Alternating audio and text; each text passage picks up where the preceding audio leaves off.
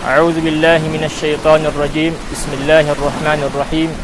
الحمد لله والصلاة والسلام على رسول الله وعلى آله وأصحابه ومن تمسك بسنته إلى يوم الدين. أما بعد. السلام عليكم ورحمة الله وبركاته. Una sa tanan mga higala may igsuon sa agama Islam, pasalamat ta sa Allah subhanahu wa ta'ala. Gumikan kay karon nga mga adlaw gihatagan ta niya higayon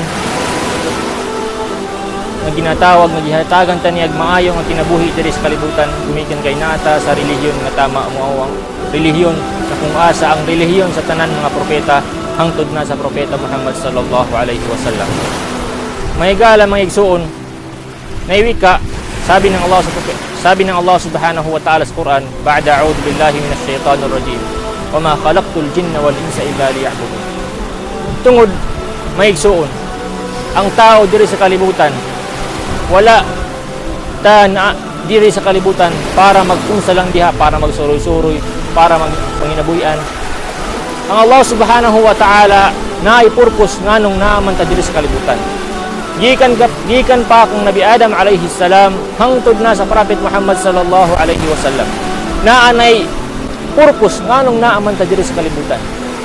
Gani pikas nga pulong sa Allah subhanahu wa ta'ala, ba'da a'udhu billahi minash shaitanir rajim, wa laqad ba'athna fi kulli ummatin rasulan an i'budullaha wajtanibut taghut.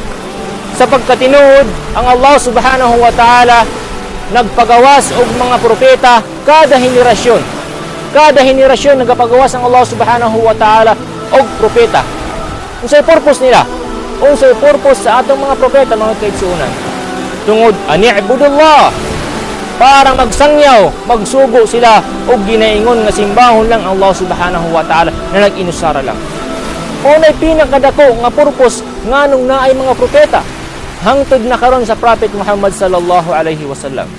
Gani mga kaigsuonan, kita karon nga mga umat Muhammadiyah naata sa henerasyon na atong ginasunod nga propeta mao ang propeta Muhammad sallallahu alaihi wasallam, nga bago siya nawala diri sa kalibutan gikumpleto na niya ang atong relihiyon.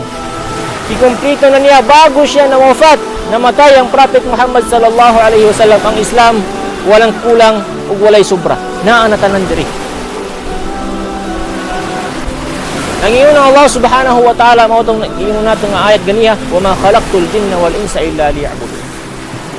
Gihimo nako ang mga jin ug mga tao unsay purpose? Unsay purpose sa pagbuhat sa Allah subhanahu wa ta'ala sa mga engkanto ug mga jin, mga tao? Para lang simbahon ng Allah subhanahu wa ta'ala, illa liya'budun. Klaro kayong ayat mga kaigsuonan, illa liya'budun, para lang simbahon ang Allah subhanahu wa ta'ala. But pasabot naata diri sa kalibutan nga naatay dapat gampanan bilang isa ka Muslim. Wala ta diri sa kalibutan para manginabuyan, para magpakasarap lang sa unsay naa makita nato diri sa mga kalibutan tod.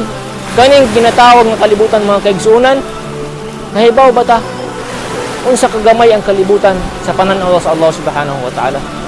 Dili kini ang tinuod nga atong pagpuyo tungod kay naay pikas kinabuhi. Mao bitaw gihimo ning kalibutan, mao ni ang pagsulay sa tao nga nagatuo sa Allah subhanahu wa ta'ala. Wa mal hayatud dunya illa mata'ul ghurur. Ang kinabuhi diri mga kaigsuonan sa kalibutan ang ginatawag nga mapanling lang. Kung magpadala ta sa kalibutan, maoy makahimong mga kadahilanan nga masaag ta sa dalan sa Allah subhanahu wa ta'ala. So unta, magpasalamat ta sa Allah subhanahu wa ta'ala, magdua ta sa Allah subhanahu wa ta'ala nga ang atong iman ay madugangan pa, o insyaallah subhanahu wa ta'ala kita ninyong tanan tigpaminaw nga magkita-kita ninyo insyaallah subhanahu wa ta'ala sa sugda sa Allah subhanahu wa ta'ala. Wassalamu alaikum warahmatullahi wabarakatuh.